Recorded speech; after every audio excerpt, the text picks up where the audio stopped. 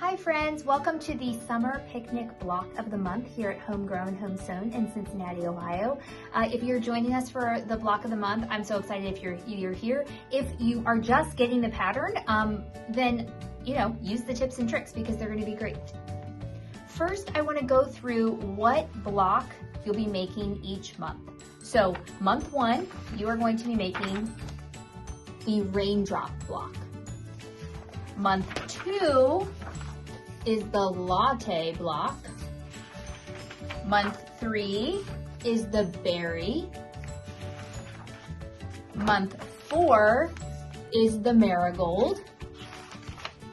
Then we have month 5 is actually your quilt center finishing and sashing. So all these little guys here and the side panels right over here. Okay, and month 6, you'll actually just get your backing, the 108 backing that you picked out, as well as your binding, which is a fun red gingham. Okay, so those are the things you're going to be getting each month. Second, I want to let you know that you need to save all of your scraps from month 1 through 4 in order to use them for month 5, because those scraps will all become these little stars throughout the quilt.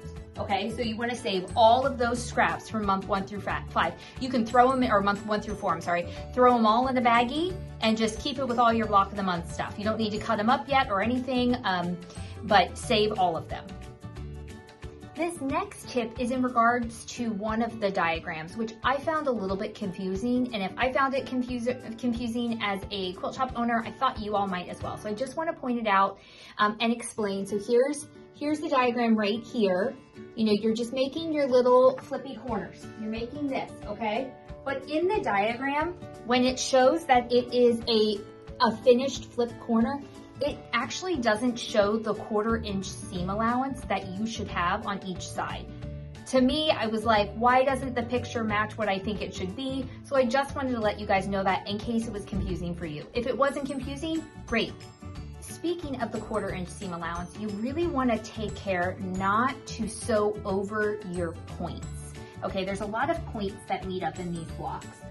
For example, both of these points, you have flippy corners here, flippy corners here. You really want to take care when you are sewing to make sure that when you're on your stitch line there, when you're stitching about like a scant, just like 1 notch over, to make sure that you have really nice points throughout your entire quilt. So you definitely want to make sure you have those 1/4 inch seam allowances on your flippy corners and your 1/4 square triangles, so that is not an issue and you don't lose any of your beautiful points. Now, in order to cut down your bulk when you are sewing over all of those, the flippy points together, the points, all of that, I am going to suggest that except for your 9 patch, which you make at the beginning of each block, except for your 9 patch. Your 9 patch you're going to nest like normal. So you're going to press to one side, press the other to the other side so you can nest them.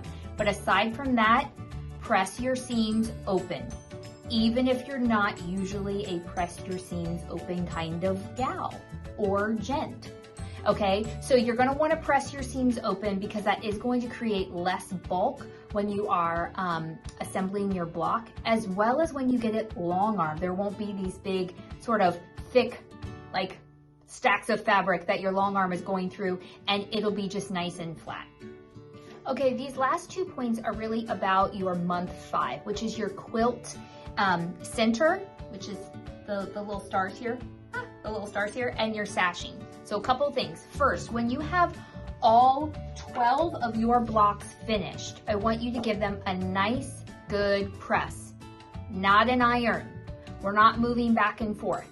We're giving them a nice press, hot iron straight on it, pick it up, move it to the next spot, okay?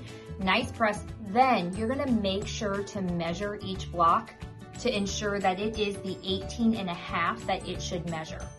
This is important because before you cut your sashing, you want to make sure your block isn't a little bigger. Because if you cut all of your sashing 18.5 inches the way it's telling you to, and your block is in fact 18 3/4, that is not going to be great. So if they're all 18 3/4, okay, then just keep with that and cut your sashing appropriately. But you can probably square up and cut down to 18.5, just making sure that you do have your 1/4 inch seam allowance around the whole outside of the block. So take care to do that, first of all.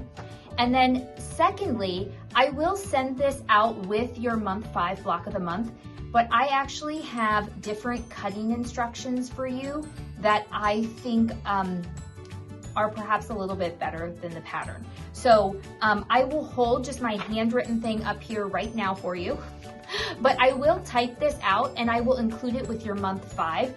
This is just for the background pieces. So for example, you're gonna cut 2 8.5 by width of fabric and then subcut your D and B fabrics, which are listed right here in the pattern. So that is for month 5. I will send that out again.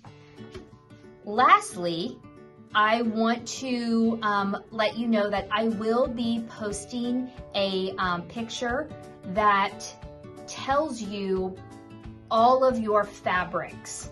So all of your fabrics are labeled. So I have Raindrop 1, Raindrop 2, Berry 1, Berry 2, Latte 1, Latte 2, Marigold 1, Marigold 2. Now you won't get every fabric in every month because not every block uses every fabric, but I do have them labeled. However, I know labels can come off, they can blow when the dog decides to flop down on the couch next to you, which happens to me. So I will post a picture so that you all can see what fabric is what. And that way, in case you're confused, you have a reference point. Anyways, thank you for joining us on this journey. I hope you have a great time making this quilt in celebration of America's 250th birthday next year.